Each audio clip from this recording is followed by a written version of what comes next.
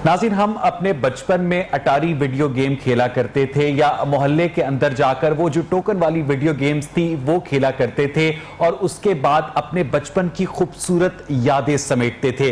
मगर जूं टेक्नोलॉजी ने तरक्की की उसी तरह से वीडियो गेम्स ने भी तरक्की की और अब वीडियो गेम्स उस स्टेज पर आन पहुंची हैं जब रियलिटी और फैंटेसी की जो लाइन है वो बहुत ज्यादा ब्लर्ड होती जा रही है। अब जो वीडियो गेम्स मार्केट में रिलीज हो रही हैं उनके अंदर जो खेलने वाला प्लेयर है वो इस तरह से इन्वॉल्व हो जाता है कि वो दुनिया और माफिया से बेखबर हो जाता है।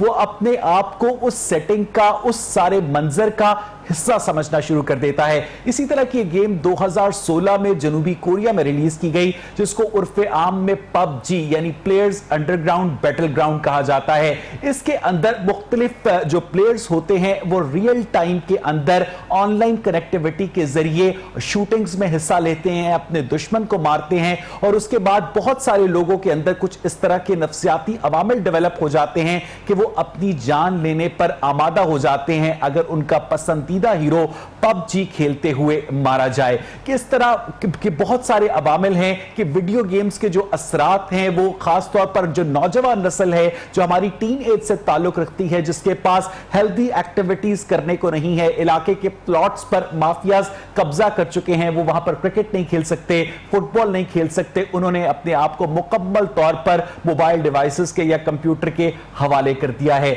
अब पंजाब पुलिस की जानिब से एक इकदाम उठाया गया क्योंकि हाल ही में पबजी की वजह से 2 सुसाइड्स रिपोर्ट हुई कि इस गेम के ऊपर, इस पर्टिकुलर गेम के ऊपर पाबंदी लगाई जाए। आपने देखा कि पिछले दिनों मारूफ भारतीय अदाकार सुशांत राज ने जब खुदकुशी की तो वो पबजी नहीं खेलते थे। उसके अलावा खुदकुशी की तारीख उतनी ही पुरानी है जितनी की इंसानी तारीख पुरानी है। तो क्या एक मखसूस गेम को पिन पॉइंट करना कि इस गेम की वजह से लोगों के अंदर सुइसाइडल टेंडेंसी पैदा होती है दुरुस्त है? इसी सारे मामले पर बात करने के लिए हमारे साथ टेलीफोन लाइन पर मौजूद है प्रोफेसर डॉक्टर नौशीन सलीम जो कि डायरेक्टर है mass communication department Punjab university Lahore की। डॉक्टर साहबा, बहुत बहुत शुक्रिया आपके कीमती वक्त के लिए।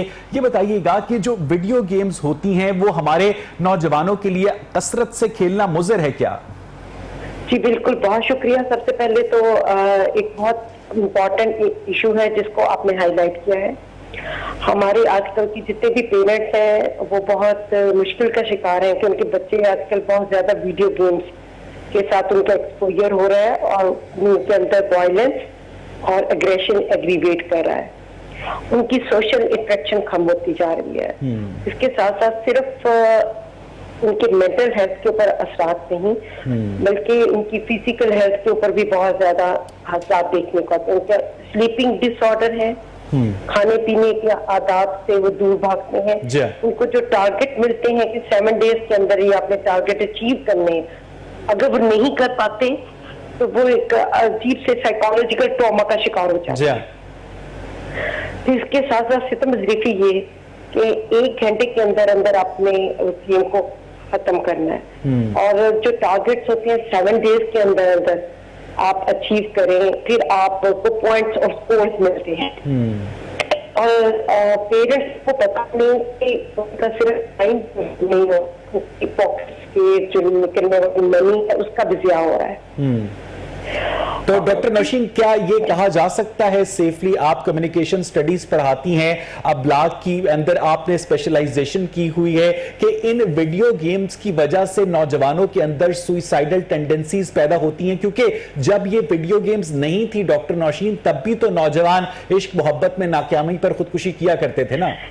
देखिए, खुदकुशी की तो बहुत सारी वजूहात है। उसमें आपकी पॉवर्टी लेवल भी है, आपको जॉब नहीं मिली, मोहब्बत में नाकामी, आपने कोई टारगेट अचीव करने का सोच नहीं मिला, तो बहुत सारे फैक्टर्स होते हैं। तो हम इश्क पर पाबंदी नहीं लगा सकते, हम ख्वाब देखने पर पाबंदी नहीं लगा सकते, तो हम एक पर्टिकुलर वीडियो गेम पर किस तरह से डॉक्टर साहिबा पाबंदी लगा सकते हैं? I am just being a devil's advocate right now. हाँ, एब्सोल्युटली राइट।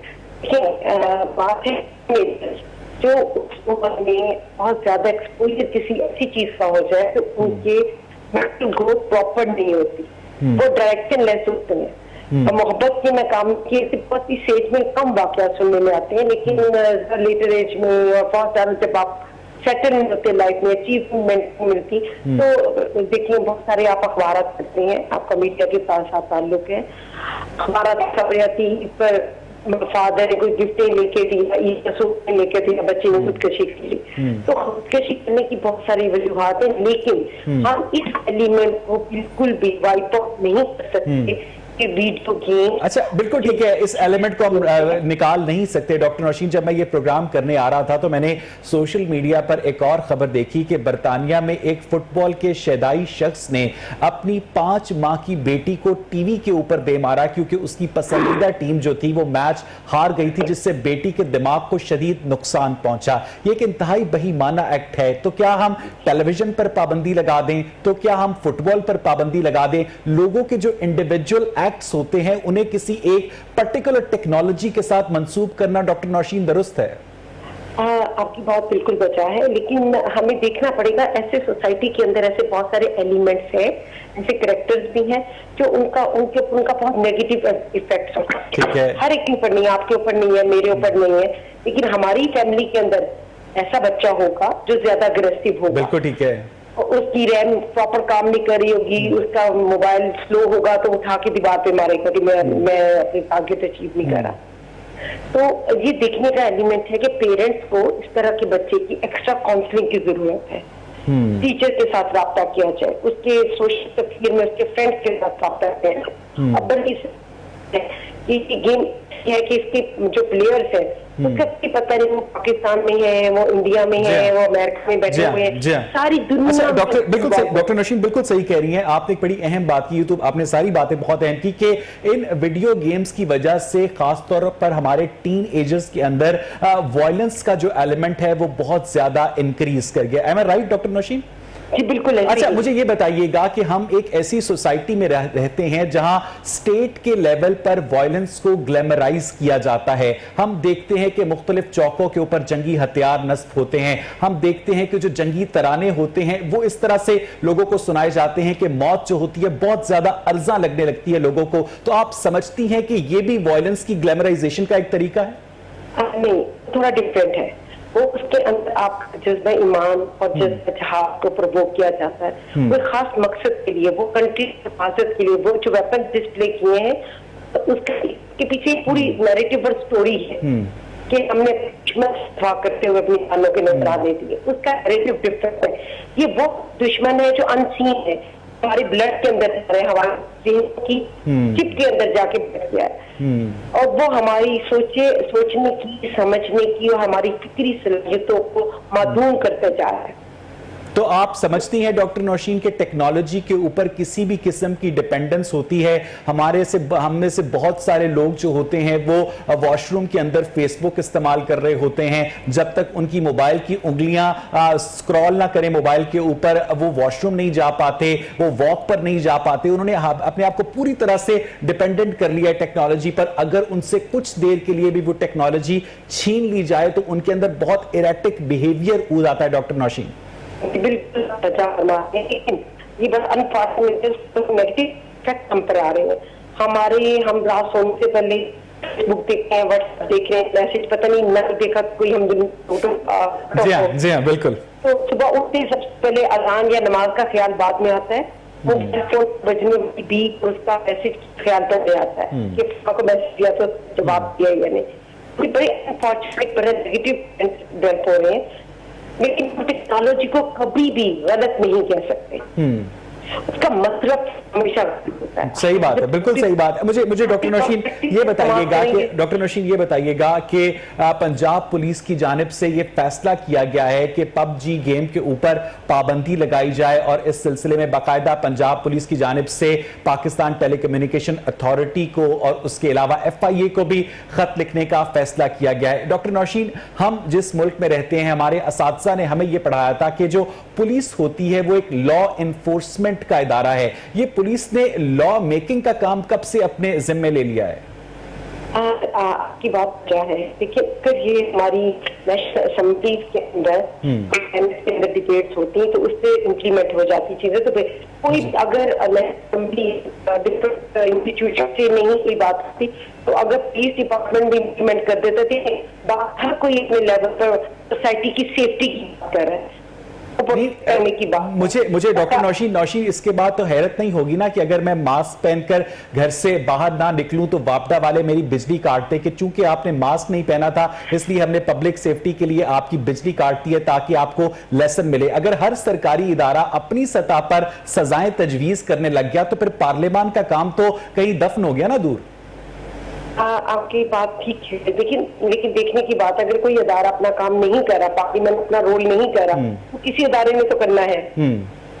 तो किसके पास होती है? आपके एफआईआर कहाँ पे जाके कटती है, कहाँ पे के अंदर जाके कंप्लेंट्स आती हैं? नहीं डॉक्टर नौशीन आपकी बात बिल्कुल ठीक है कि अगर एक इदारा काम नहीं कर रहा तो किसी ने भी तो करना है, क्योंकि नेचर भी जो होती है वो वैक्यूम को पसंद नहीं करती है। लेकिन अगर हर सरकारी इदारे का अफसर अपनी सतह पर यह फैसला कर लेगा कि मुझे अपने इख्तियारात से तजावुज करते हुए मुआशरे की बेहतरी के लिए मुख्तलिफ नौयत के इकदामात करने हैं तो एक ऐसी अफरा तफरी फैलेगी डॉक्टर जिसकी एक डेमोक्रेसी कम अज कम मुतहम्मिल नहीं हो सकती। ये काम पार्लियामेंट ही के करने का है डॉक्टर नौशीन। बिल्कुल की बात मैंने पहले कहा था, बिल्कुल बता है, लेकिन जब पार्लियामेंट में सही तरह की डिबेट्स और सही बिल्स नहीं लाए जाएंगे तो फिर कौन करेगा ये काम? या तो उनसे परमिशन ले ली जाए या प्राइम मिनिस्टर साहब से, सीएम साहब से परमिशन ले ली जाए इन राइटिंग। तो of course you are right कि अदारों का काम नहीं है हर तरह के लॉज को इम्प्लीमेंट करवाना, जब तक आपकी नेशनल लेवल पर वो कॉज काम में नहीं आती। इस वक्त अगर नेशनल लेवल पर अगर कोई अदारा कोई स्टेप लेता है वो पॉजिटिव नजर आते हैं तो फिर सारे मुल्क के अंदर वो प्रिवेल कर सकता है, उसको कोट किया जा सकता है। अच्छा डॉक्टर नौशीन इसी गुफ्तगू को आगे बढ़ाते हुए जो नौजवान, जो टीन एज, जो यंगस्टर्स पबजी गेम खेलते हैं उसके अलावा वो कोई एबनॉर्मल बिहेवियर भी शो नहीं करते, अपनी स्टडीज में भी अच्छे हैं और 99% वो लोग जो हैं पबजी खेलने वाले खुदकुशी भी नहीं करते, तो 1% लोगों की वजह से बकिया 99% लोगों को क्यों एक मजे की गेम से महरूम किया जाए? यहाँ मैं थोड़ा सा डिसएग्री करूंगी। अगर 99% बच्चे उसमें जाके खेलने, जाके एक्टिविटी में क्रिकेट खेले, बास्केटबॉल खेले तो ज्यादा अच्छा है, उनके अंदर ऑक्सीजन भी जाएगी, बहुत सारे उनका इम्यून सिस्टम बेहतर हो सकता है। डॉक्टर नौशीन वो ये गेम्स खेलने वाले बच्चे ये दूसरी गेम्स भी खेलते हों, ये हम assumptions कर रहे हैं, हमने इसके ऊपर स्टडी नहीं की। देखना पड़ेगा क्या वाकई वो बच्चे गेम के फिजिकल पबजी भी खेलते हैं। बहुत शुक्रिया प्रोफेसर डॉक्टर नौशीन सलीम, बहुत तफसील से उन्होंने तबादला ख्याल किया। उनका ये कहना था कि अगर पार्लियामेंट अपना काम ठीक तरीके से नहीं कर रही और इस तरह की सोशल लेजिस्लेशंस के ऊपर तवज्जो नहीं दी जा रही, सियासी ब्लेम गेम की जा रही है, तो ऐसे में किसी ना किसी इदारे को तो उस वैक्यूम को पूर करना पड़ता है। मेरे साथ इस वक्त टेलीफोन लाइन पर मोहतरमा ताहिरा रुबाब मौजूद हैं, माहिर नफ्सियात है। ताहिरा, बहुत बहुत शुक्रिया आपके कीमती वक्त के लिए। ये जो कहा जा रहा है कि पबजी जैसी गेम खेलने से टीन एजर्स के अंदर वायलेंस पैदा होती है, सुइसाइडल टेंडेंसीज पैदा होती है, ये बात दुरुस्त है ताहिरा?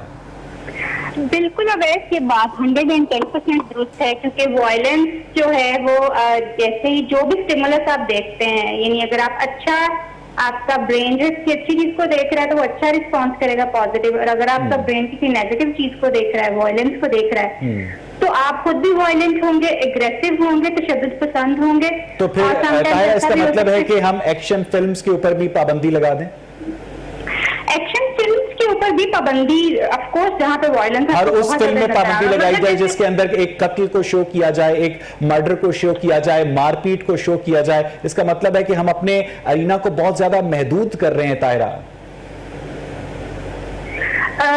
हम महदूद तो कर रहे हैं बिल्कुल, लेकिन हमें देखना जरूर पड़ेगा कि वायलेंस जो है, गेम जो है, सेल्फ एडिक्टिव होती हैं। तो कोई इंसान जो गेम खेल रहा होगा मसलसल और वो घंटों खेलता रहेगा, तो उतनी ही देर वो वायलेंस भी देख रहा है, उतनी ही देर वो अपने आप को, अपनी दूसरी चीजों को इग्नोर किया हुआ है। जबकि मूवीज के बारे में हम ऐसी चीज नहीं करते। मूवीज कभी कभार आपने देखनी होती है, आप रोज नहीं देख रहे होते, या मसलसल आप नहीं देख रहे होते। पबजी जैसी गेम्स जो हैं वो कॉन्टिन्यूस चल रही होती हैं और मुसलसल देखते रहते हैं। अच्छा, अब डॉक्टर ताहिरा अरबाब, आप चूंकि इस फील्ड से ताल्लुक रखती हैं, साइकोलॉजी के अंदर बाकायदा कोई एकेडमिक स्टडीज की गई हैं इस सिलसिले में कि वीडियो गेम्स का वायलेंस के साथ या सुइसाइड के साथ कोई एक पॉजिटिव कनेक्शन एस्टैब्लिश किया जाए, और उसके बाद जो पूरी दुनिया के साइकोलॉजिस्ट हैं उनकी क्या राय है इस बारे में कि क्या वाकई वीडियो गेम्स पर पाबंदी ही इस मसले का हल है? इस वक्त पाबंदी ही हल नजर आ रही है, बिकॉज जिस तरह से पबजी जैसी गेम्स और ब्लू गेम्स जैसी गेम्स जो हैं हमने देखी हैं जिसकी वजह से मर्डर्स भी हुए हैं, लोगों ने सुसाइड भी किया है। तो इस वक्त तो इस पर पाबंदी आपसे पहले हम डॉक्टर नौशीन से बात कर रहे थे, इससे पहले जब ये वीडियो गेम्स नहीं आई थी तो लोग इश्क में नाकामी पर भी खुदकुशी करते थे, तो अब हम इश्क पर भी पाबंदी लगा दें क्या? सुसाइड तो बहुत सारी और वजूहात की वजह से भी हो सकती है अवैध, लेकिन जैसे आप अगर आप टीन एजर्स को देखो जो कि पबजी जैसी गेम्स को कॉन्टिन्यूसली देख रहे हैं और वो उन्हीं बिहेवियर्स को अडॉप्ट भी कर रहे हैं, और जब उनकी बात नहीं मानी जाती तो वो सुसाइडल। बिल्कुल ठीक है, लेकिन इसी उसूल को मद्देनजर रखते हुए ताहिरा, अगर एक टीनएजर अपने वालिद की गाड़ी चोरी छुपे लेकर निकल जाता है और उसको 200 की स्पीड पर चलाता है, या एक हैवी बाइक लेकर निकलता है उसको 180 की स्पीड पर चलाता है और मारा जाता है, तो क्या हम हैवी बाइक्स पर पाबंदी लगा देते हैं? नहीं लगा सकते हैं, लेकिन गेम्स पे लगाई जा सकती है। गेम्स को बहुत ज्यादा प्रोडक्टिव किया जा सकता है, बिकॉज गेम्स अगर आप सबसे पहले तो आप गैजेट्स के ऊपर जितना ज्यादा इन्वॉल्व होते हैं वो ही आपके ब्रेन के लिए बहुत ज्यादा डेंजरस भी है। लेकिन अगर आप उसके ऊपर एडिशनली कुछ ऐसी गेम्स खेल रहे हैं तो वो डबल आपके लिए डेंजरस है, क्योंकि आप एक तो अपने माइंड को एक्सपोज कर रहे हैं ऐसी चीजों के लिए। अच्छा ताहिरा, मैं आपके साथ अपना एक्सपीरियंस शेयर करता हूं। मैं बचपन में अटारी वीडियो गेम खेला करता था, उसमें एक मिशन होता था, आपने तोप से गोले निकलते थे और आपने जहाजों को गिराना होता था, आपने सिपाहियों को गिराना होता था। मैं वो वीडियो गेम बड़े मजे से खेलता था, मेरे अंदर किसी किस्म की कोई वायलेंस पैदा नहीं हुई, कोई सुसाइडल टेंडेंसी पैदा नहीं हुई, मैंने उससे पूरी तरह से एंजॉय किया। मैंने बकिया गेम्स भी खेली और अपना एक बचपन जो था नॉर्मल तरीके से गुजारा। अवैध, आपकी बात बिल्कुल ठीक है कि हम अपना वायलेंस जो है और एग्रेशन इस तरह की गेम्स से निकालते भी हैं, मगर वो लोग जो खास तौर पे ऑलरेडी कुछ एंटी सोशल पर्सनैलिटीज के साथ होंगे, साइकोपैथ्स होंगे, उनकी ये टेंडेंसीज पहले शायद कहीं नजर ना आ रही हो, मगर इस तरह की गेम्स खेलने की वजह से वो नजर आ सकती हैं और वो फिर उसको सोसाइटी में उन्हीं चीजों को अप्लाई भी कर सकते हैं। और ताहिरा, ऐसे लोगों के दिमाग में फैंटेसी और रियलिटी का जो फर्क है वो दिन ब दिन मुसलसल एडिक्शन के बाद ब्लड होता जाता है। बिल्कुल ऐसा है, और ब्लर होने के साथ साथ जो है लोग इसीलिए तो जब उनकी छोटी छोटी सी बातें नहीं मानी जाती तो वो जो गेम्स में उन चीजों को फॉलो किया जा रहा होता है उसके अकॉर्डिंगली ही अपनी रियल लाइफ को भी डील करने की कोशिश अच्छा, इसके एक काउंटर आर्ग्यूमेंट भी एग्जिस्ट करता है जो कि वीडियो गेम के शदाई, अब तो पूरी दुनिया में वीडियो गेम के टूर्नामेंट्स होते हैं, वो ये कहते हैं कि बहुत सारे लोग हकीकी जिंदगी में जो चीजें, जो आसाइशें, जो मकाम, जो रिकग्निशन नहीं हासिल कर पाते वो इस वर्चुअल वर्ल्ड में हासिल कर पाते हैं, और उनके अंदर एक तमानियत पैदा होती है, एक सुकून पैदा होता है, और वो एंटी सोशल नहीं रहते बल्कि वो अपनी जिंदगी के ऊपर साबिर, शाकिर, कंटेंटेड हो जाते हैं। क्या इस राय में कोई वजन है ताहिरा आपके नजदीक? बिल्कुल ऐसा, ये भी पॉसिबिलिटीज में से एक पॉसिबिलिटी है कि वो लोग जो अपनी रियल वर्ल्ड में एक्चुअली सक्सेसफुल नहीं होते या अपनी बहुत सारी ख्वाहिशात को पूरा नहीं करते, तो अपनी वर्चुअल वर्ल्ड में वो ये सारी ख्वाहिशात को पूरा कर सकते हैं, मगर वो अपने जो है एविडेंस अभी तक नहीं मिल सका कि वो अपने रियल वर्ल्ड में भी सक्सेसफुल होते हैं as a result of living that virtual world जो है।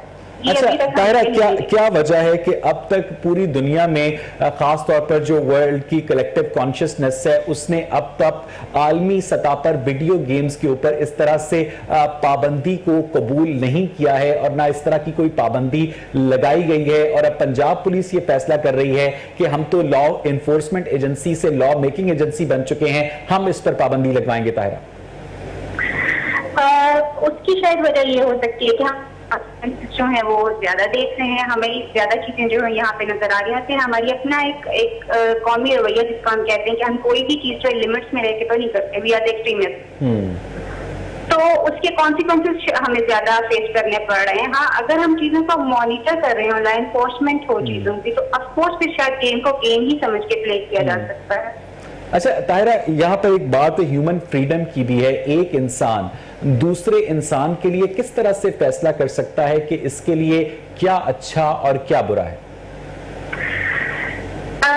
इसके लिए क्या अच्छा और क्या बुरा है ये तो शायद अथॉरिटीज जो जैसे हमारे पेरेंट्स हमारे लिए फैसला करते हैं जब हम बहुत छोटे होते हैं, तो बहुत सारे ऐसे लोग जो कि ऊपर बैठे हुए चीजों को एनालिसिस कर रहे हैं, they can decide for this कि ये नेशन जो है वो उसके एक्चुअल बिहेवियर क्या है और उसके हिसाब से हमें रिक्वायर क्या है, हम किस तरह से बिहेवियर मॉडिफिकेशन कर सकते हैं। तो हम इस तरह से बच्चों को सबऑर्डिनेट बना रहे हैं, हम बच्चों को यस मैन बना रहे हैं, हम उनके अंदर क्रिएटिव सोच का खात्मा कर रहे हैं। अगर पेरेंट्स की अथॉरिटी इतनी ज्यादा और अक्ल इतनी हतमी होती तो फिर बल्ब जो है थॉमस एडिसन की जगह उनके वालिद साहब इजाद करते।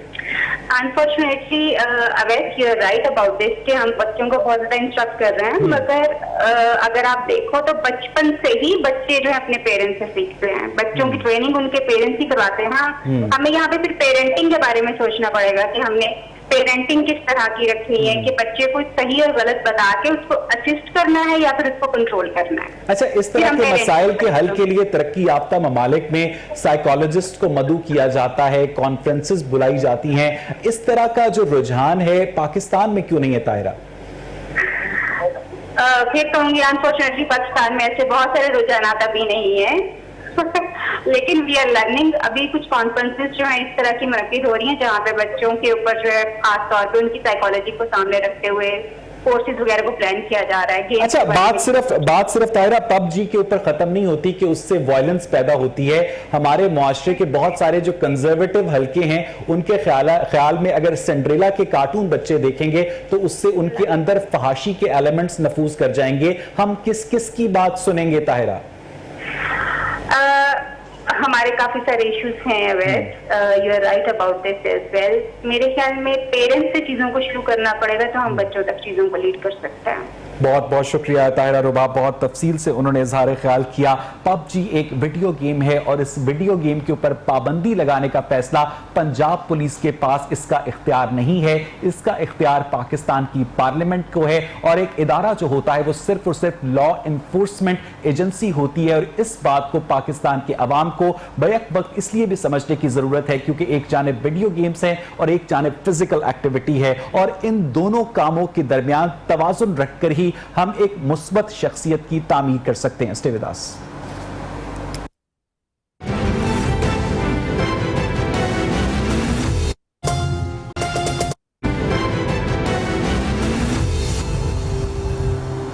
वेलकम बैक नाज़रीन। ब्रेक से पहले हम बात कर रहे थे पबजी वीडियो गेम के हवाले से। हमने ताहिरा रुबाब के साथ गुफ्तगू की, हमने डायरेक्टर मास कॉम डिपार्टमेंट पंजाब यूनिवर्सिटी के साथ गुफ्तगू की। उन दोनों खवातीन का ये कहना था कि इस गेम के ऊपर पाबंदी एक ऑप्शन तो हो सकती है लेकिन मुकम्मल ऑप्शन नहीं हो सकती। सोसाइटी को बकिया फैक्टर्स के ऊपर भी तवज्जो देनी चाहिए कि क्यों पाकिस्तान के जो यंगस्टर्स हैं वो सुइसाइडल टेंडेंसीज के मालिक बनते जा रहे हैं। मेरे साथ इस वक्त टेलीफोन लाइन पर शाहिद रिजवी साहब मौजूद हैं, सीनियर कॉरेस्पॉन्डेंट हैं, लाहौर रंग के क्राइम की बीट करते हैं। शाहिद साहब, बहुत बहुत शुक्रिया आपके वक्त के लिए। कहिएगा कि पबजी की वजह से ये सुइसाइड के वाकयात कब और कैसे पेश आए? बिल्कुल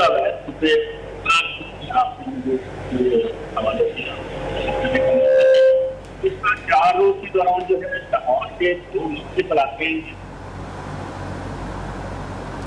शाहिद रिजवी, आपके साथ मैं दोबारा राब्ता कायम करूंगा। मैं अपनी प्रोडक्शन टीम से कहूंगा कि आपका नंबर दोबारा मिलाए। इस वक्त सूरत हाल ये है नाज़रीन के अगर 4 दिन के वक्फे में लाहौर शहर के 2 मुख्तलिफ अलग अलग इलाकों से एक पर्टिकुलर वीडियो गेम की वजह से सुइसाइड्स रिपोर्ट हुई हैं, खुदकुशियां रिपोर्ट हुई हैं, तो पुलिस के इन्वेस्टिगेशन निज़ाम के ऊपर बहुत ज़्यादा जो सवाल करने वाले लोग हैं उनकी तारीफ करनी भी बनती है कि उन्होंने इतनी जल्दी इस बात का पता लगा लिया कि एक शख्स ने सुइसाइड क्यों की। क्योंकि पाकिस्तान के अंदर बहुत सारे जराइम ऐसे हैं क्योंकि उनका सालों तक पता नहीं लगता, ना कत्ल का पता लगता है ना डकैती का पता लगता है, लेकिन पंजाब पुलिस को यह पता चल गया कि ये जो पर्टिकुलर खुदकुशी थी इसकी वजह ये पबजी वीडियो गेम थी। शाहिद रिजवी, आप मुझे सुन सकते हैं?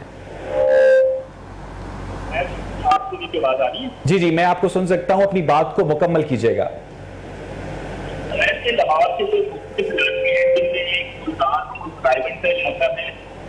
उसी तरह दूसरा इलाका है यहाँ पर जो है खास बात जो पुलिस से लोगों को पेश आए कि 2 नौजवान जो उसने अपराध के बाद यहाँ 16 साल किया है, इस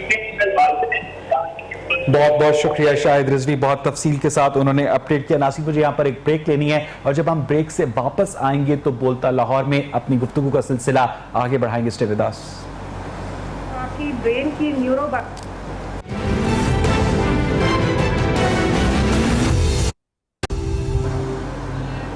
वेलकम बैक नाज़रीन। हाल ही में वफाकी वजीर science and technology Fawad Chaudhry ने वॉइस ऑफ अमेरिका को एक खुसूसी इंटरव्यू दिया जिसमें उन्होंने बताया कि किस तरह से असद उमर, शाह महमूद कुरैशी और जहांगीर तरीन की बाहमी लड़ाई ने पाकिस्तान तहरीके इंसाफ को नुकसान पहुंचाया। यह काम वजीर आजम इमरान खान था कि वो गुड गवर्नेंस के लिए एक अच्छी टीम का इंतखाब करते, लेकिन वो इस काम में नाकाम हुए और एक बहुत ही आमियाना स्टाइल में पाकिस्तान की हुकूमत चल रही है। फवाद चौधरी की बात पर अगर गौर किया जाए और उसे पाकिस्तान के मौजूदा हालात के मुताबिक मुंतबिक किया जाए तो उनकी बात इसलिए भी ठीक मालूम होती है कि हुकूमत ने आटे की प्राइस को रेगुलेट करने का ऐलान किया तो कीमत 805 से बढ़कर 20 किलो थैले की 1200 रुपए पर पहुंच गई। हुकूमत ने चीनी की प्राइस को रेगुलेट करने का फैसला किया तो कीमत 52 रुपए से बढ़कर 90 रुपए पर पहुंच गई। हुकूमत ने पेट्रोल की प्राइस कम की तो उसके बाद हमने देखा कि पेट्रोल पंप्स के ऊपर से पेट्रोल गायब हो गया। हुकूमत आवाम की रिलीफ के लिए जो भी इकदाम उठाने की कोशिश करती है वो खुद हुकूमत की और ब्यूरोक्रेसी की मिसमैनेजमेंट की वजह से उल्टा लोगों के गले पड़ जाता है। पिछले साल अप्रैल के महीने में मुशीर से डॉक्टर जफर मिर्जा ने अपने ओहदे का चार्ज दिया और उसके बाद से लेकर अब तक 14 मरतबा अद्वियात की कीमतों में इजाफा हो चुका है। इस हवाले से अब यह भी कहा जा रहा है कि अद्वियात की कीमतों में वजीर आजम इमरान खान ने इजाफा करने का जो इख्तियार है वो मल्टीनेशनल कंपनी से और लोकल फार्मास्यूटिकल कंपनी से वापस ले लिया है। लेकिन इसका मतलब यह है कि हुकूमत पाकिस्तान इस बात को कैसे इंश्योर करेगी कि एक पर्टिकुलर दवाई जो पहले 600 रुपए में मार्केट में दस्तयाब थी, अगर उसकी प्राइस को हॉल्ट किया जाएगा, कैप लगाया जाएगा तो उसकी अवेलेबिलिटी एक मरीज के लिए यकीनी बनाएगी। क्योंकि हमने देखा कि आटे, चीनी और पेट्रोल के मामले में, इन तमाम मामलात में, खासतौर पर अवेलेबिलिटी के मामलात में हुकूमत बुरी तरह से नाकाम हुई है। डॉक्टर नौशीन हामिद मेरे साथ इस वक्त टेलीफोन लाइन पर मौजूद हैं, वफाकी पार्लिमानी सेक्रेटरी हैं सेहत के हवाले से। डॉक्टर नौशीन, के बहुत अच्छा इकदाम है बज़ाहिर कि आप लोगों ने मल्टीनेशनल कंपनी से, लोकल फार्मास्यूटिकल कंपनी से सालाना इजाफे का इख्तियार वापस ले लिया है, लेकिन उन अद्वियात की अवेलेबिलिटी को आप मेडिकल स्टोर में किस तरह से यकीनी बनाएंगे? जी बिस्मिल्लाहिर्रहमानिर्रहीम। लेकिन सबसे पहले तो मैं आपको बताना चाहती हूँ कि ये इख्तियार जो है ये ड्रग प्राइसिंग पॉलिसी 2018 के तहत इसको दिया गया था और ये जो पिछली हुकूमत में शायद खाका नवासी साहब की हुकूमत थी उसके आखिरी कैबिनेट मीटिंग में इनको ये दिया गया था। हालांकि तरीका ये होता है कि जो रॉ मटेरियल और बाकी जो एक्सपेंसेस ऊपर आते हैं उसको एक फॉर्मूला के तहत कैलकुलेट करके दवाइयों की प्राइस जो है वो इंश्योर की जाती है कि क्या प्राइस होगी, फॉर्मूला के तहत वो होती है। और पिछले कुछ सालों में हमने देखा है कि रॉ मटेरियल्स की कीमत जो है वो ड्रास्टिकली नीचे आई है। कई गुना जो है वो रॉ मटेरियल की प्राइस जो है वो कम हो गई है। तो अगर उसी फॉर्मूला के ऊपर अगर चला जाए तो दवाइयों की प्राइस ऑटोमेटिकली कम आती है। मगर ये पिछली हुकूमत ने कुछ नहीं, ये बात ठीक है कि रॉ मटेरियल की प्राइसेस कम हुई हैं, लेकिन आप ये भी देखें कि उसके अलावा बिजली की कॉस्ट में इजाफा हुआ है, उसके अलावा मुख्तलिफ वर्किंग कॉस्ट में इजाफा हुआ है। इस बात को ब्यूरोक्रेसी का एक बाबू बैठकर डिटरमिन करेगा कि एक फैक्ट्री कितनी कॉस्ट पर एक ऑगमेंटन की गोली बनाती है। आप नहीं समझती कि अगर इस मामले को मार्केट फोर्सेस के ऊपर छोड़ा जाता तो मामला ज्यादा बेहतर रहता? एक कंपनी दूसरी कंपनी के साथ कंपीट करती और मार्केट के अंदर अद्वियात की प्राइसेस स्टेबल रहती। डॉक्टर नौशीन, देखिए जी, जो कैलकुलेशन होती है उसमें सिर्फ रॉ मटेरियल की प्राइस नहीं होती, मार्केट फोर्सेस जो होती है, जो एक्सपेंसेस होते हैं, जो पैकेजिंग मटेरियल होता है, वो सारी चीजें जो है उनको देखते हुए, डॉलर की प्राइस को देखते हुए तब कैलकुलेट होती है मेडिसिन की प्राइस, मगर वो किसी फॉर्मूला के तहत होती है। नहीं डॉक्टर नौशीन, मेरा सवाल यह है कि अगर मैं एक फार्मास्यूटिकल फैक्ट्री का मालिक हूं और मैंने दीगर फैक्ट्रीज की निस्बत अपने वर्कर्स को बेहतर माहौल दिया हुआ है, मैंने उन्हें एयर कंडीशनर्स लगा के दिए हैं, अच्छा सैलरी पैकेज दिया है, उनका मेडिकल दिया है, इंश्योरेंस दिया है, तो मैं इस तमाम कॉस्ट को अगर अपनी प्रोडक्ट में कवर करना चाहूं तो गवर्नमेंट की नजर में मुजरिम ठहरता, राइट? जी बिल्कुल ऐसी कोई बात नहीं है, ये ऑलरेडी प्रोविजन मौजूद है और आपके इसमें होगा कि एक ही मेडिसिन जो है, एक ही सॉल्व है, वो 5 रुपए की गोली भी मिलती है, वो 15 की भी मिलती है, वो 45 की भी मिलती है। वो उसमें उन फार्मास्यूटिकल्स को एडवांटेज दिया जाता है जिनकी फैसिलिटीज बेहतर होती है, जिनकी मशीनरी बेहतर होती है, जिनकी जो नहीं डॉक्टर नौशीन, एक प्राइवेट बिजनेस की प्रोडक्ट की प्राइस को रेगुलेट करने का इख्तियार हुकूमत के पास अगर आएगा तो उसके बाद जो प्राइवेट बिजनेसमैन है उस कॉस्ट को कवर करेगा अपने मुलाजमीन के बेनिफिट्स, राइट? देखिए एक फॉर्मूला होता है, उस फॉर्मूला के तहत होती है, इसके अंदर जो है वो फार्मास्यूटिकल कंपनीज अपने पूरे एक्सपेंस की जो उनका एक्सपेंस आता है उसके ऊपर उस कैलकुलेशन के तहत वो आपको एक अपनी प्राइस को मुझे डॉक्टर नौशीन, मैं मिसाल के तौर पर डॉक्टर नौशीन मिसाल के तौर पर एक एंटीबायोटिक की गोली है 500 mg की, जिसको 3 फैक्ट्रीज बनाती हैं। एक फैक्ट्री रहीमियार खान में है, एक मुल्तान में है और एक लाहौर में है। तीनों की जो ट्रांसपोर्टेशन कॉस्ट है रॉ मटेरियल की कराची से वो मुख्तलिफ है। तो तीनों फैक्ट्रीज को आप लोग कैसे मजबूर कर सकते हैं कि वो एक प्राइस के ऊपर वो दवाई फरोख्त करे?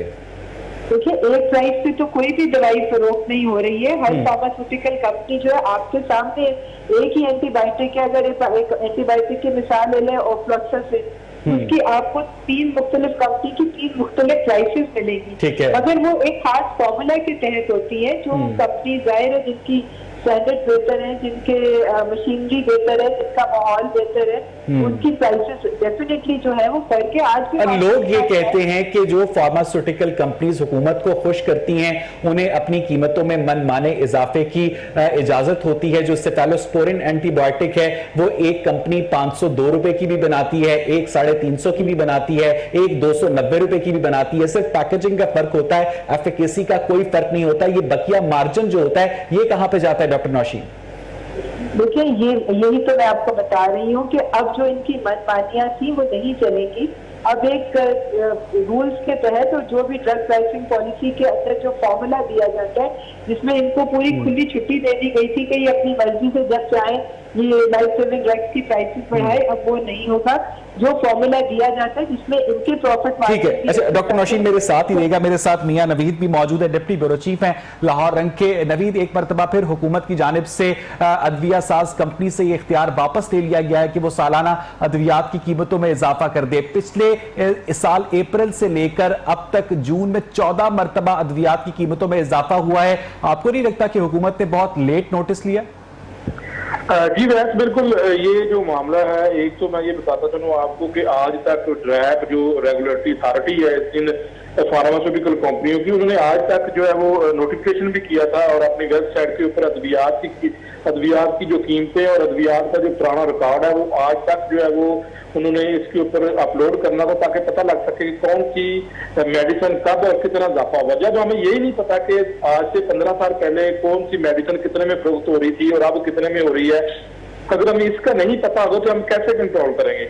और ये जो अद्वियात की कीमतों में इजाफा है, ये माना इसलिए होता है कि इनको रेगुलेट करने वाले जो लोग हैं वो खुद ही इन फार्मास्यूटिकल कंपनियों के साथ मिले होते हैं। सबसे बड़ी एग्जाम्पल मैं ये दूंगा कि मुतअद्दिद बार इनकी कीमतों में जब इजाफा किया जाता है, गवर्नमेंट अगर 5% या 10% करती है तो जी अपनी मर्जी से उसी दवाई को 50% तक करते हैं। क्योंकि हमारे पास कोई ऐसा सिस्टम नहीं है, वो नून लीग की हुकूमत हो, सैरा अफजल तारड़ हो वजीर सेहत पाकिस्तान, या फिर जो है मौजूदा हुकूमत हो, आज तक ये इनको रेगुलेट नहीं कर सके। बिल्कुल ठीक है नवीद, बहुत बहुत शुक्रिया हमें ज्वाइन करने के लिए। डॉक्टर नौशीन, आप मुझे सुन सकती हैं?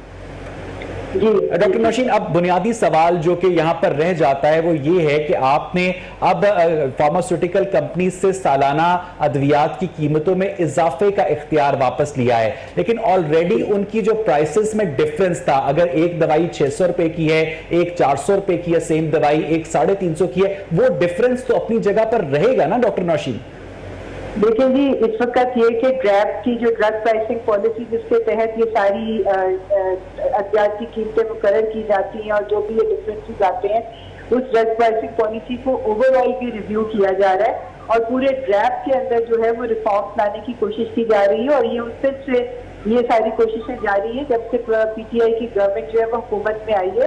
ड्रैप के अंदर बहुत सारी जो ड्रैप का लॉ है और जो इनकी पॉलिसीज है उसके अंदर बहुत सारी चीजें जो है उनको रिफॉर्म्स की जरूरत है। उसके अंदर बहुत सारी चीजें ऐसी गुंजाइश थी जिसकी वजह से ये फार्मास्यूटिकल कंपनियां अपनी मनमानी करती थी। जायज प्रॉफिट तो जाहिर है हर एक का हक बनता है। यानी अब फार्मास्यूटिकल कंपनीज अपनी मनमानी नहीं कर सकेंगी। जी इंशाल्लाह। बहुत बहुत शुक्रिया। डॉक्टर नौशीन हामिद वफाकी पार्लिमानी सेक्रेटरी हैं सेहत की। उनका यह कहना था कि अब पाकिस्तान के अंदर फार्मास्यूटिकल कंपनीज अपनी मनमानी नहीं कर सकेंगी। सुनने में तो ये बहुत अच्छा लगता है, लेकिन दुआ की जानी चाहिए कि इस पर वाकई अमल दरामद भी हो। प्रोग्राम देखने के लिए शुक्रिया।